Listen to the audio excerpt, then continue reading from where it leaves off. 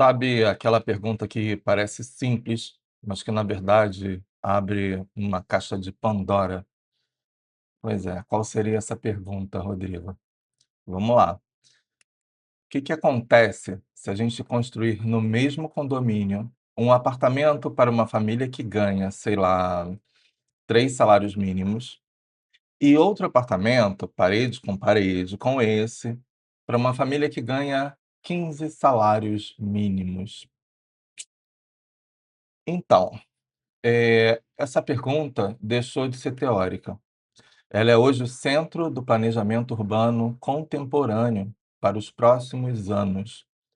Só que antes da gente, entrar nesse assunto de uma maneira um pouco mais, direta e explicativa, eu vou passar alguns vídeos aqui para vocês terem ideia de que esse conflito de classes, né, esse conflito socioeconômico, ele vem de muito tempo.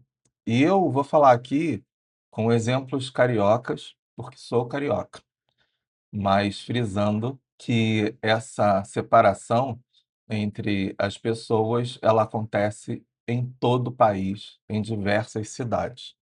E no nosso caso, especialmente no Brasil, é traço sim, herança, uma herança muito negativa do período de escravidão, né. Enfim, deixa eu passar aqui o vídeo, os exemplos, para vocês entenderem do que eu estou falando.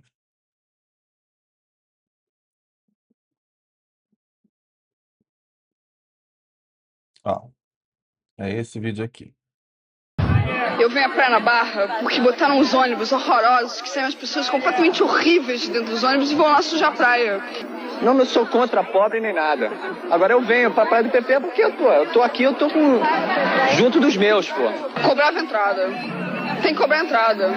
Porque as pessoas que podem pagar a entrada, dependendo do lugar, porque Copacabana e Ipanema tem que custar mais caro. As pessoas que moram em Copacabana e Ipanema é sujeira. Esse negócio de tem tudo bem, mas é sujeira você pegar uma pessoa que mora em Ipanema, uma pessoa bem vestida, legal, que tem educação, e colocar ela na praia do monte de gente que não tem educação, que vai dizer grosseria, sabe, que vai comer farofa com galinha, vai matar as pessoas, entendeu? De nojo, é um horror.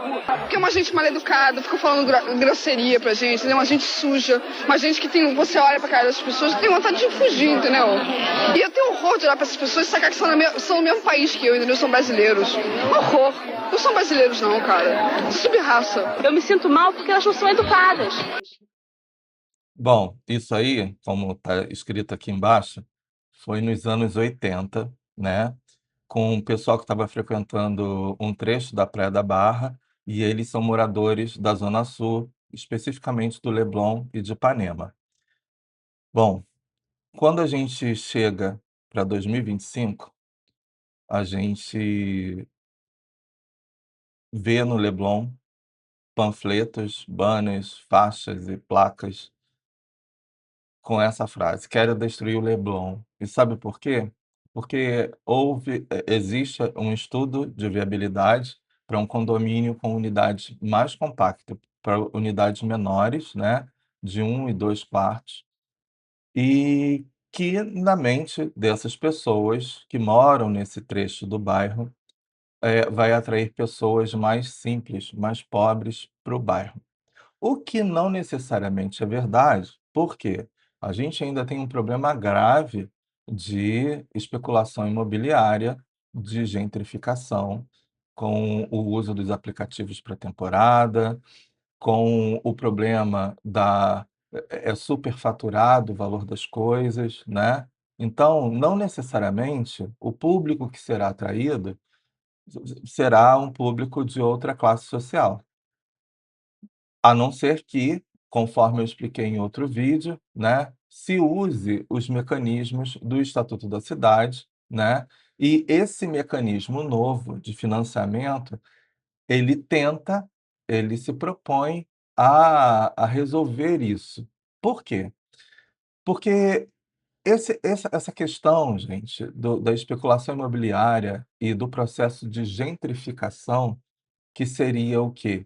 Seria lugares que eram possíveis e viáveis, À medida que o tempo passa, eles vão se gourmetizando, se sofisticando, né, e aí as pessoas que moravam ali naturalmente, são expurgadas daquele lugar e ou iniciam um processo de favelização.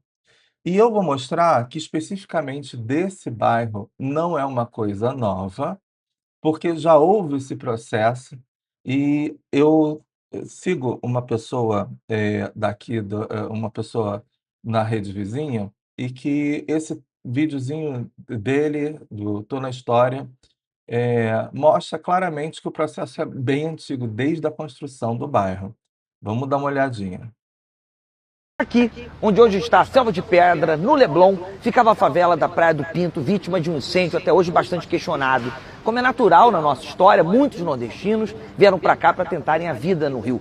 Formaram uma favela. Estamos na década de 1930. Tinha tendinhas, escolas, 5 igrejas, vários terreiros importantes, escola de samba, a Independente do Leblon. A galera tinha uma relação forte com o Flamengo. Com a valorização da região, muitos setores da sociedade começaram a questionar a presença da favela. Em 1969, em meio à intensa discussão sobre a remoção dos moradores que não queriam sair, aconteceu um misterioso incêndio. Cerca de 1.000 barracos foram afetados. Das 15.000 pessoas que moravam, 9.000 ficaram sem norte. Com fogo tomando conta, restou pouco para negociar. Acabaram distribuídos pela Cidade de Deus, Cordovil e até pela Cruzada, aqui mesmo no Leblon, né? Aqui perto fica o Shopping Leblon. Curtiu o Tá na História? Não deixe de salvar e compartilhar esse vídeo.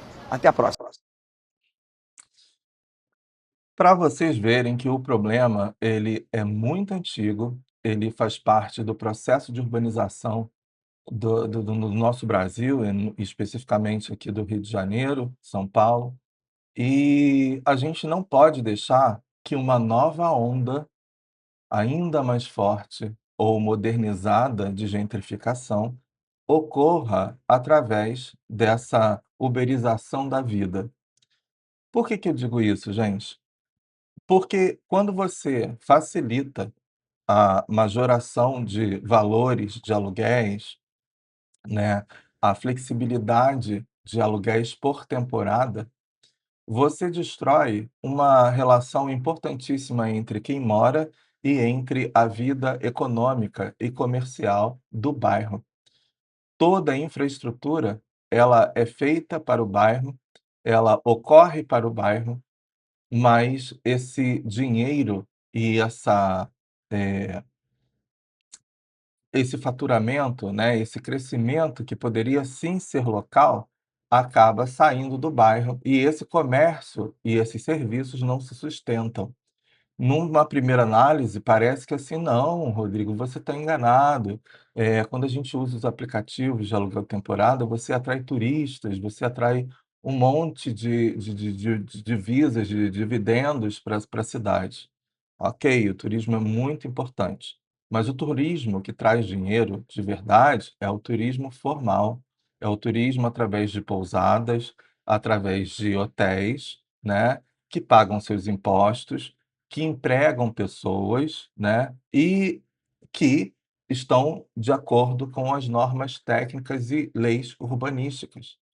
Quando você transforma um equipamento que foi feito para ser residencial, para ser locado como residência fixa, você não transforma esse prédio, esse edifício, essa infraestrutura num hotel e numa pousada, que tem suas questões, que tem sua lei de proteção e defesa contra incêndio, você tem um monte de critérios de acessibilidade. Não, você simplesmente transforma o que antes atendia uma família, que iria comprar seu pão todo dia, que iria comprar no supermercado dali do bairro, que iria no dentista, no serviço e tal ali do bairro, e que não cria essa relação, porque são pessoas temporárias àquele bairro e muitas vezes, em alguns outros lugares, em alguns outros municípios do próprio estado do Rio, essas pessoas sequer consomem na cidade, consomem o mínimo possível. Eu, por exemplo, moro na região dos Lagos e muitas pessoas de temporada, de outros estados, trazem comida para cá, trazem bebidas de onde vieram para cá, por mais que isso possa parecer uma coisa doida, uma coisa inviável, mas trazem. Então, não necessariamente esse tipo de turismo vai deixar algum tipo de divisa de reserva para o município em questão. Num hotel, numa pousada, já é impossível das pessoas trazerem suas comidas, seus alimentos, até porque é proibido. E aí, aí é que está o que a gente fala de qualidade de turismo. Não é uma questão de segregar ninguém, de impedir, diversos tipos de pessoas de frequentar os lugares, não é isso. A questão é que toda a infraestrutura urbana é calculada, dimensionada e viabilizada para as pessoas que geram os recursos e os tributos daquele município. Então, não adianta a gente ter um pico de usuários aqui que não deixa a infraestrutura, e aí nessas altas temporadas a gente tem todo o sistema corrompido, todo o sistema, prejudicado por isso. E aí a gente sempre ouviu falar dos, programas de habitação de interesse social, né, os famosos Minha Casa Minha Vida, por exemplo, que você tem um financiamento direcionado a pessoas que têm uma renda mais baixa para adquirir seus imóveis, mas geralmente esses condomínios eram realizados, assim, em locais muito distantes, o que gerava, eh um custo de tempo e de dinheiro para o deslocamento muito alto para essas famílias. E acaba que a cidade fica sempre totalmente atravancada, porque você está longe, muito longe de onde você trabalha. Então, ao mesmo tempo, você cria ilhas de lugares vazios, né, porque quando você faz um condomínio e cria um muro enorme, extenso à sua volta, você cria áreas super desertas na cidade, pela falta daquele comércio local, aquele comércio de rua, que provoca que promove que as pessoas fiquem andando e se deslocando ali, né, e aí você cria áreas realmente muito complicadas de serem, controladas no aspecto público, né, você cria áreas ali que são um pouco dá um certo medo das pessoas andarem ali depois de certas horas por serem desertas. E aí, houve uma mudança nos programas de habitação de interesse social, né, porque não é mais sobre construir prédios, é sobre tentar redesenhar o tecido social das nossas cidades e para uma instituição, como por exemplo a Caixa Econômica, que é diretamente envolvida nisso, resolver esse quebra-cabeça não é uma opção, é a principal missão para 2026 em diante. Então, quando a gente vai fazendo uma análise hoje, a gente mergulhando fundo nas leis, nos materiais que a gente pesquisa, essa é a conclusão que a gente chega, né. E aí agora a gente vai entrar para investigar o que eles, nesses materiais, têm de promessa, que é a habitação de renda mista. A engenharia financeira por trás dela é o mais importante, onde a teoria encontra a realidade, com todos os seus atritos e seus desafios, como eu mostrei aqui no início do vídeo, né. Vamos desempacotar isso para a gente começar. Vamos alinhar os conceitos. A ideia central por trás da renda mista, pelos materiais que apontam, é atacar de frente um problema histórico nosso, que é a segregação espacial. Pois é uma tentativa de parar de construir aquelas ilhas de pobreza nas periferias e as ilhas de riquezas nos centros e nos bairros nobres. A proposta é literalmente misturar tudo. E essa mistura, ela se materializa assim, na combinação de 2 tipos de moradia dentro do mesmo projeto. A primeira e a mais conhecida é a HIS, que é Habitação de Interesse Social.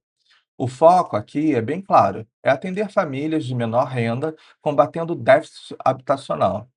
E para o cenário de 2026, os materiais, né, de pesquisa que a gente, acessou, dividem a habitação de interesse social em 2 faixas bem específicas.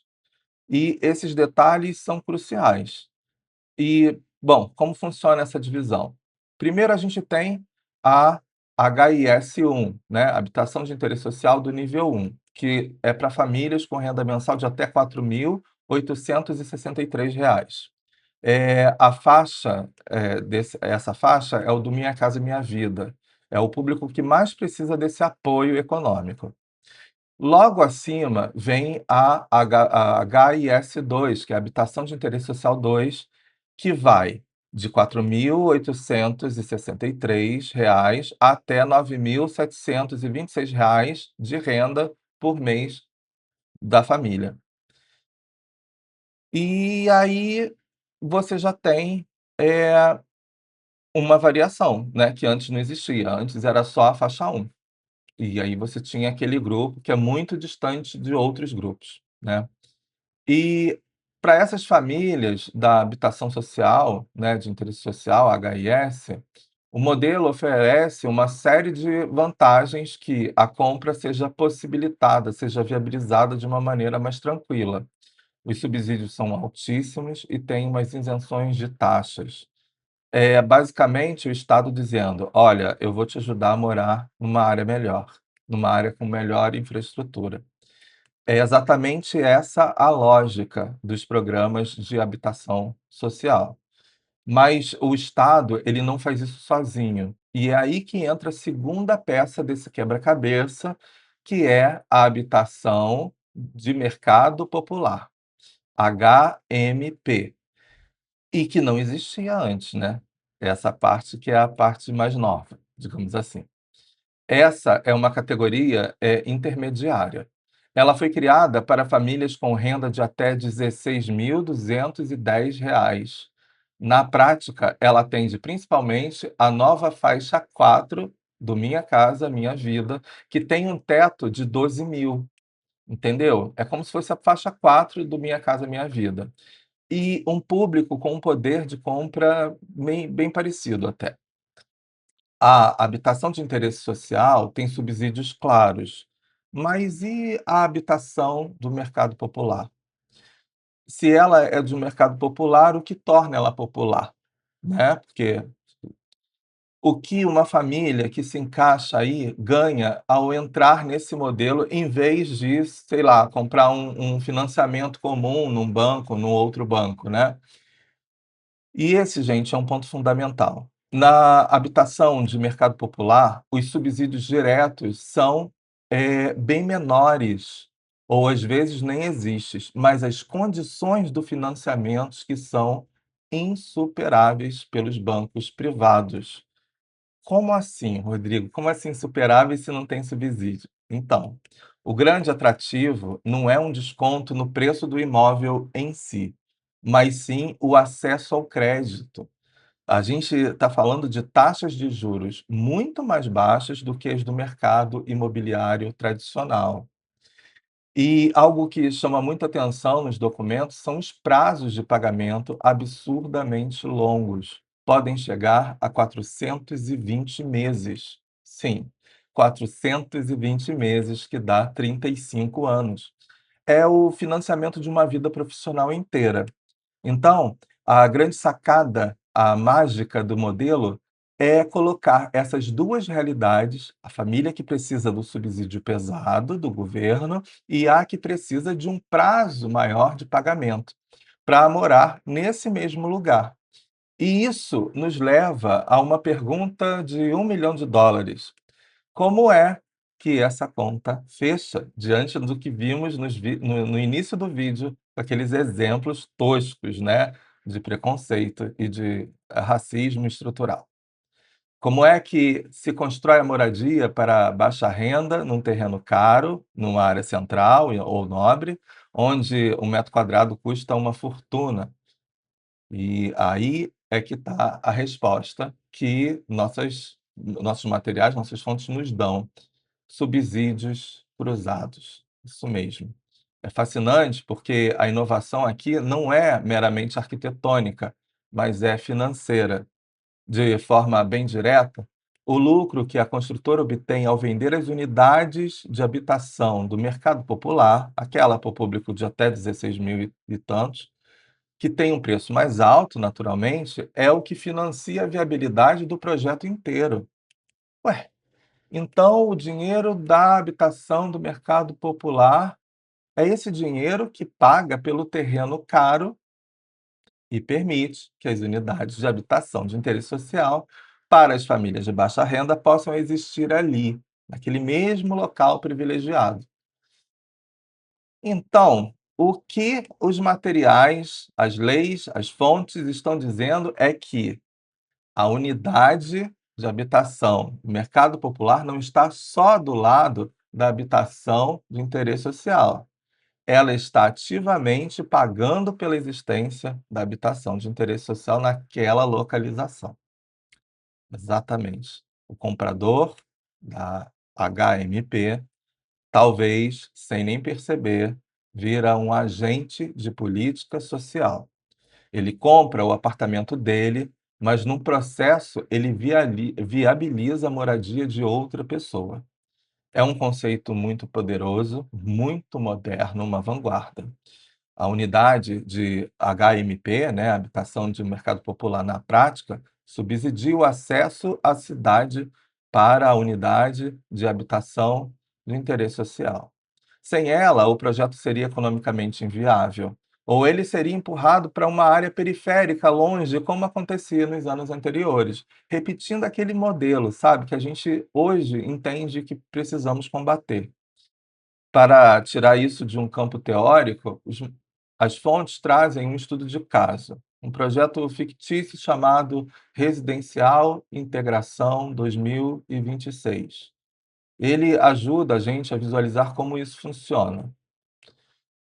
Bom, só nesse exemplo, são 400 apartamentos no total, divididos em 4 blocos. E a distribuição é a chave. Os blocos A e B, com 150 unidades, são para o público HIS1, né, aquela primeira faixa de renda familiar, que é a base da pirâmide. O bloco C, com mais 150, são para o público HIS2, que é aquela faixa intermediária, que seria a classe média do condomínio, né? E, finalmente, o bloco D, com 100 unidades, é o para o público que vai até 16 mil e pouco de renda familiar. O material, né, desse exemplo, detalha que esses apartamentos do bloco D teriam até uns acabamentos um pouco melhores para justificar esse preço mais alto, né, até como um ponto de interesse na hora da venda. Então, nesse exemplo, a gente poderia ter, por exemplo, um técnico de enfermagem morando no bloco A, uma professora morando no bloco C e um pequeno empresário no bloco D, e todos usando o mesmo elevador e a mesma área de lazer. No papel, a ideia é linda e ela gera outros benefícios em cascata, né? O primeiro é a própria sustentabilidade do condomínio. Esse é um ponto crítico e é uma das grandes dores de cabeça dos conjuntos habitacionais tradicionais. Neles, como todo mundo tem uma renda muito baixa e parecida, qualquer crise econômica, qualquer desemprego em massa leva a uma inadimplência altíssima da taxa de condomínio. E o resultado é a degradação desse imóvel, a falta de manutenção, de limpeza, de segurança. Com a presença das famílias HMP, né, a do mercado popular, que tem uma capacidade financeira maior, você cria um colchão de adimplência. E aí faz todo sentido essa mistura, porque é um colchão que ajuda a garantir a saúde financeira do condomínio como um todo. E tem mais uma camada de inteligência nesse projeto de exemplo, né? A tal da fachada ativa. As lojas no térreo, sim, prédios de uso misto. Isso é uma para mim, como arquiteto urbanista, me parece uma solução genial para um problema que é crônico. É uma estratégia de uso misto que ataca 2 frentes. A primeira dá vitalidade urbana, como eu já mencionei. Em vez de ter um muro cego, sem vida, você cria um comércio local, uma padaria, uma farmácia. Enfim, isso gera empregos, muitos para os próprios moradores, e traz segurança porque tem movimento na rua. A segunda frente é a financeira, que se conecta diretamente com o que a gente estava falando agora, é a sustentabilidade do condomínio. O aluguel dessas lojas vai para o caixa do condomínio também. E esse dinheiro pode ser usado para abater a taxa de condomínio de todo mundo, de todos os moradores, desde os moradores da habitação de interesse social e também da habitação do mercado popular. É um mecanismo que, além de gerar vida para o bairro, também alivia a pressão no bolso dos moradores, o que eu imagino que diminui o potencial de um dos maiores conflitos que a gente vai entrar agora. Será? Bom, um modelo no papel é elegante, a matemática fecha, os benefícios são claros, mas construir prédios é a parte fácil dessa história. Lembra que eu falei que nós, arquitetos e urbanistas, não somos meros construtores de espaços físicos sem qualquer relação com o social e com a economia? Pois é.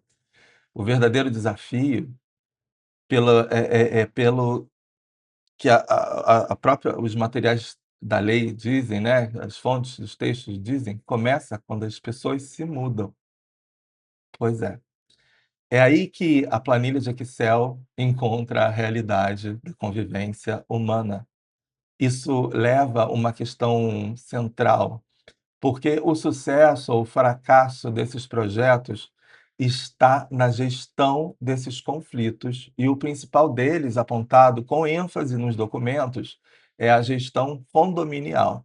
A famosa reunião de condomínio aqui vira um laboratório da desigualdade social.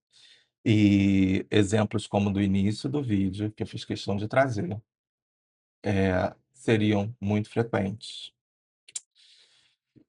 É, uma pauta para instalar um sistema de câmera mais moderno, será que resolveria? Bom,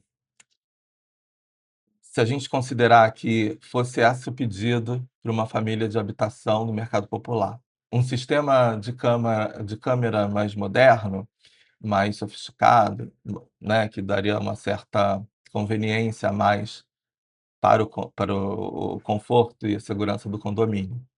Poderia ter um custo extra de R$ 100 na taxa, né, como cota extra, que para quem ganha até 16 mil e pouco, é pagável e é desejável, né. Mas, para uma família de a do bloco A, né, que é aquela primeira faixa da habitação de interesse social, esses mesmos R$ 100 podem ser um dinheiro do supermercado da semana, do hortifruti da semana. E como é que a gente chega em um consenso? Uma taxa de condomínio de 400 pode ser razoável para quem ganha 12 mil, mas é proibitiva para quem ganha 3 mil. E isso gera um risco de inadimplência estrutural. E com a inadimplência estrutural vêm os conflitos, todos eles, né. Quem não paga pode usar a piscina e o salão de festas. Fica aí a questão. A premissa de integração, ela começa a ruir, quando as regras de convivência são postas à prova pela realidade financeira de cada grupo. É uma tensão constante e há um outro risco enorme, que é o da especulação imobiliária. O projeto é pensado para incluir, mas as forças do mercado podem agir para excluir. E como isso acontece? Como eu falei sobre os possíveis apartamentos compactos do Leblon, que a vizinhança está tão preocupada. Não necessariamente precisam ser vendidos para pessoas de baixa renda, né? Enfim, pensa na família de habitação de interesse social 1, a primeira faixa. Ela recebe um subsídio gigantesco para comprar um imóvel numa área que se valoriza muito rápido, porque, de novo, escolhemos uma área mais central, né? Aí depois de alguns anos, aparece alguém oferecendo o dobro do que ela pagou pelo apartamento. É uma oferta que pode mudar a vida daquela família, que comprou com subsídio, né, da primeira faixa, pagar a faculdade de um filho, comprar uma casa maior, mesmo que mais longe. É um dilema moral e financeiro. Se a família vende, quem vai comprar pelo preço de mercado provavelmente é outra família de renda mais alta. Isso é uma história que acontece, já acontece. E aí, aos poucos, os moradores de baixa renda vão sendo, substituídos e o projeto sofre o que a gente chama gentrificação. Eles vão sendo expurgados financeiramente daquele local. E aí o projeto em si perde completamente o caráter social, né. Somado a isso, ainda existe uma barreira cultural que os materiais chamam de efeito NIMBY. O famoso "not in my backyard", ou seja, não no meu quintal. O bom e velho preconceito. A pessoa que comprou a unidade do HMP, pagando mais caro, pode começar a se sentir desconfortável ou ter medo de que a presença de vizinhos de baixa renda desvalorize o seu investimento. É uma barreira silenciosa, mas muito poderosa, sem dúvida. E, por fim, não podemos esquecer da complexidade disso tudo para a própria Caixa Econômica, para o banco em si que financia, né, que gera isso tudo. Gerenciar um único empreendimento com contratos tão diversos é um desafio operacional gigantesco. Bom, eh, um contrato, ele usa recursos do FGTS, o outro do SBPE. Um tem subsídio do governo, o outro tem juros de mercado. As regras de financiamento, as garantias, a análise de risco, tudo é diferente. Existe uma sofisticação de gestão que os modelos antigos não demandavam. É uma máquina com muitas engrenagens delicadas e os materiais indicam que, para tentar proteger essa máquina, especialmente contra um problema da especulação imobiliária que é tão grave na história do nosso país, foi criada uma trava de segurança fundamental e genial, que é uma nova regra para 2026. Isso mesmo, é uma tentativa de blindar a função social do projeto. A nova exigência legal determina que a restrição de renda daquela unidade, seja ela da habitação de interesse social ou da habitação do mercado popular, ambas devem constar oficialmente na matrícula do imóvel. Sim, essa anotação ela é válida por um período mínimo de 10 anos. E o que significa isso na prática, Rodrigo? Significa que se o morador da unidade de interesse social 1, da primeira faixa de renda, decidir vender o apartamento depois de 3 anos, por exemplo, o novo comprador também precisa comprovar que se enquadra nessa faixa de renda. Então, não se pode simplesmente vender no mercado aberto para qualquer um.